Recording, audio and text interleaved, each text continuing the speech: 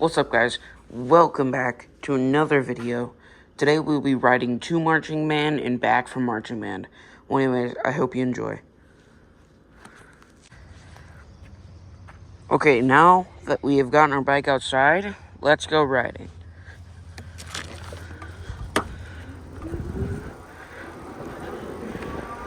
I don't know if all of you guys have watched the video of Sharonster, like his most recent video. But a lot of people are saying, oh, it's just road rash. It's just like this. And I did talk about this in my first video. The reason I'm talking about it again in this video is because a lot of people are saying, who genuinely cares?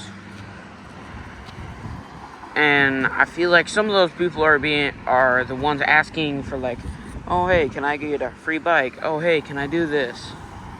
Oh, hey, can I do that? And it's like, yeah, there's probably a reason why he doesn't give much people a bike, because he doesn't know if you're asking him because he has money and he has a YouTube channel, or if you genuinely care.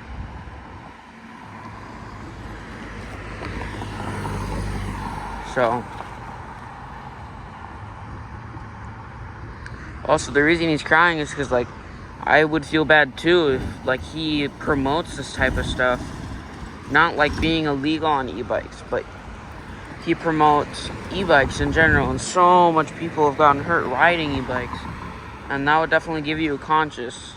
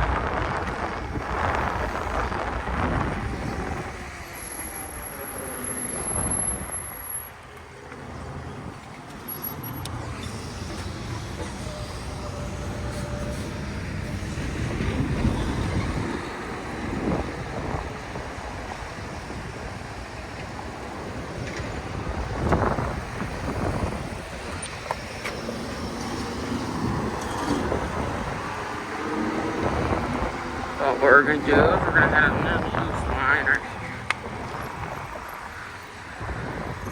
Loose line.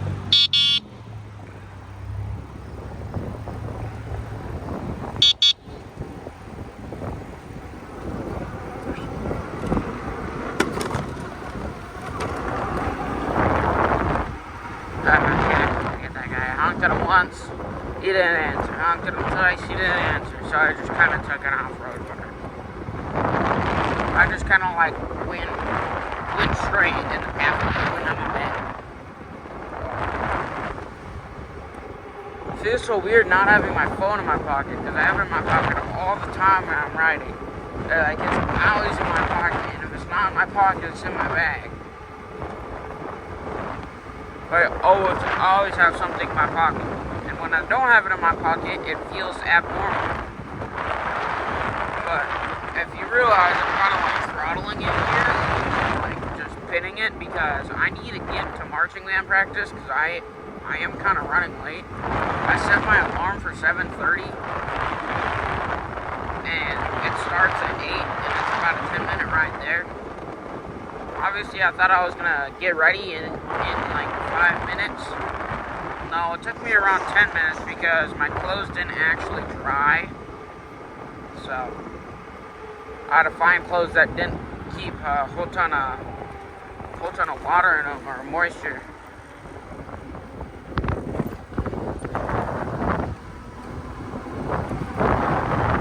So that's what I had to do. It kind of sucks, but I couldn't do much about it.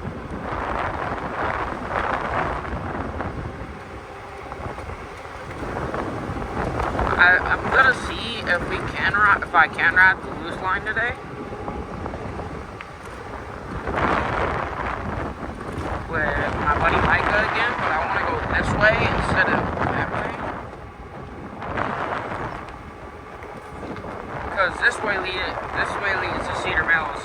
that leads to Silver Lake.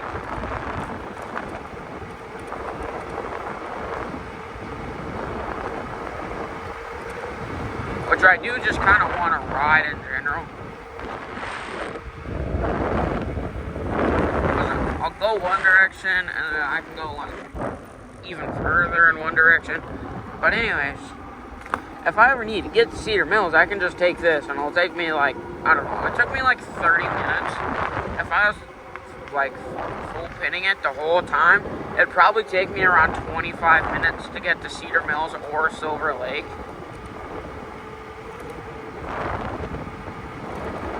Just because like I know on the Apple Maps, the bike is like expected to go about 20 miles an hour, which obviously is someone pedaling at full speed all the time, and I'm going 30, so it should take off about half, if not like a quarter of the time that it would take. So it would take 20 to 30 minutes to go to each town.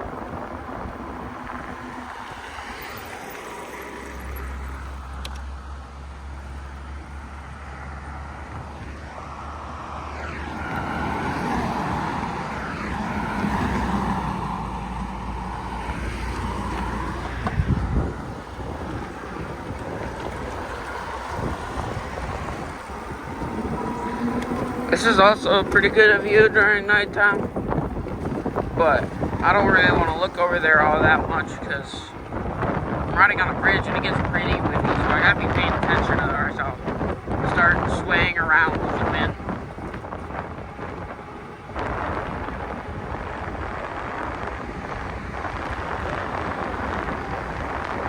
Damn, that guy was going 37.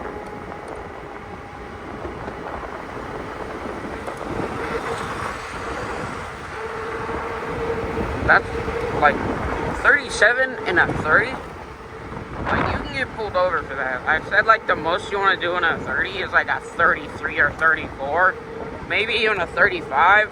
But otherwise, there's not much of a point. It's like, where are you going to so fast?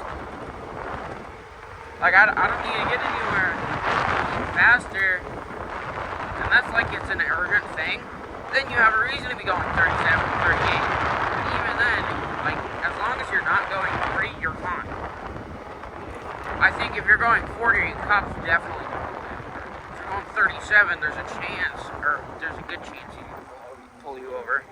If you're going like 35, 34, cops probably, there's like a 50-50 chance you'll get pulled over. And if you're going 30, 33 and under, you're probably not going to get pulled over. I say that just because, like, cops, they're not going to pull you over for going, like, 1 over the speed limit or 2 over the speed limit. Even 3 over the speed limit, they're not going to pull you over. And on highways, like, they'll only pull you over if you're going, like, only a certain speed above the speed limit. Like, if you're going 7 miles an hour above the speed limit, that's when you're usually like, hey, I'll light these guys up, tell them to slow down. Because I do know some people, my brother, who likes to go like 90 on the highway. So, okay guys, we are going to start heading home. I just got done with marching band practice. Wasn't that difficult, but it did take a while. It's like an hour and a half long practice. But I don't know. It's not all that warm out right now. Like, obviously, it's not the temperature I want it to be, which is like 60 degrees, but it is not blazing hot. I don't think it's like 100 degrees out or something.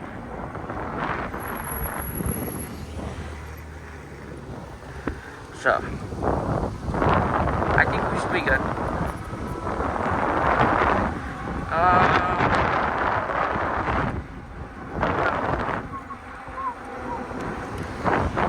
That was pretty fun. I just had my grandpa pick up my sousaphone because, like, I can't really take it on my bike. But I enjoy riding my bike, so I just have him grab it, and I just ride my bike here. It's a lot easier for him to do that because then he doesn't have to pick me up in the morning. He just has to bring it to the school.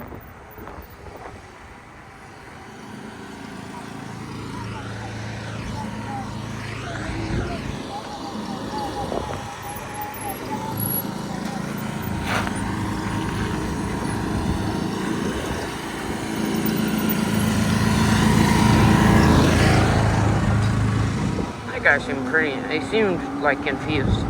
He seems so confused, like he's like that type of old person, like with dementia, like still knows how to do things, like has a lot of handiwork, but just has dementia and he forgets a lot of shit. But then he remembers it, if you know what I mean. He like his mouth was open.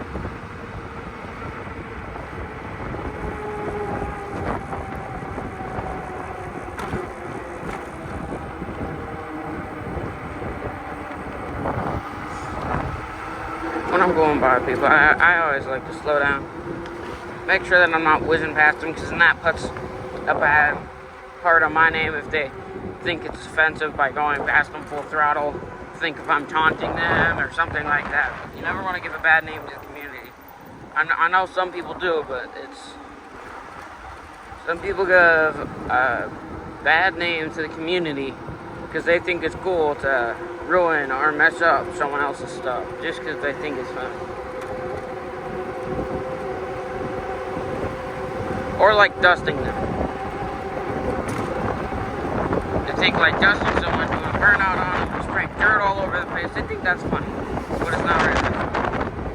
They just think it's funny because the other person gets mad and gets pissed off, and it's not a good thing all around, because then that puts a bad name on them. And if someone sees you doing that, you wouldn't be doing it. And all that does is just get everybody else in trouble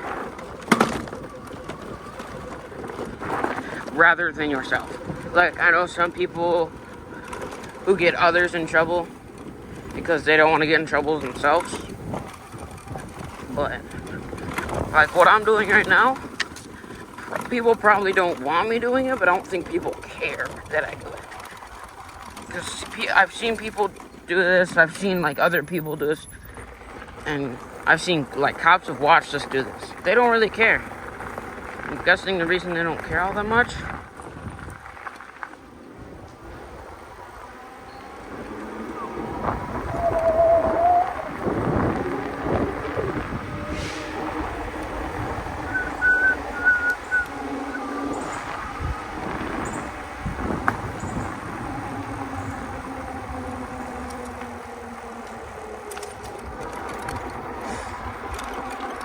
I don't think people care so much about e-bikes in my town, at least. I mean, it is starting to become a problem, because there is starting to be more people and kids who, I'm not gonna like blame anyone for anything, but like kids' parents, where they don't like necessarily restrict what their kids do on their e-bike, and that's not a good thing to do. Like my dad, he's like, if you want to get something for your bike, you pay for it. But if you're getting new tires or new brakes because yours fail, I'll pay for that, because I'll support you in that. But if you break your bike, you're paying for your bike, which obviously makes sense. But some of these kids are just say, oh yeah, this broke. Oh, I need a new tire. Oh, this and that. And they're just going to say that because they don't want to pay for a new tire. But I don't think they realize their parents don't either.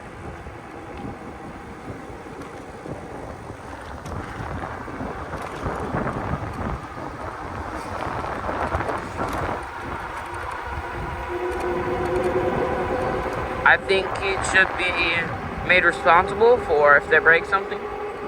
Like say they break their chain. The parents shouldn't have to buy them a new chain. If they broke it, then they should pay for it. But after a long time of use, if it just breaks after them using it for a long time, the parents should pay for it, because it's like getting an oil change on your car. Some parents pay for it, some parents don't. My dad offers to help me pay for stuff on my bike, because he knows I like my bike and I ride it all the time. Like, I haven't had this bike for a year, and I already have like almost 1,000 miles. I have 897 miles. And I haven't even had this bike for a year. So I'm riding this thing all the time.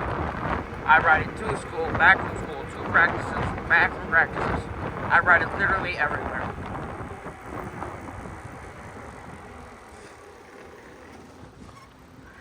And that's why my dad pays for all my stuff, because he knows I ride it all the time. And if something breaks, it's probably because I ride it all of the time. Because nothing, It's not just gonna break for no reason. There has to be a reason for something to break.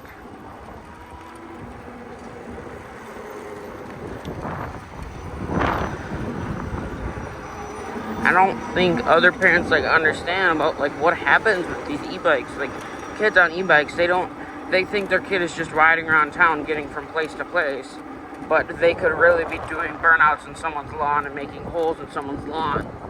And I just don't think it's right, and I feel like some parents take accountability for their kids' actions because it is partly their fault. And I'm not saying I haven't done anything bad or illegal, but if I have, I've been, the one time I did, I think I got caught. And then my mom was not all that happy with me. And I got in trouble. So I learned, hey, we're not going to do that because that gets us in trouble.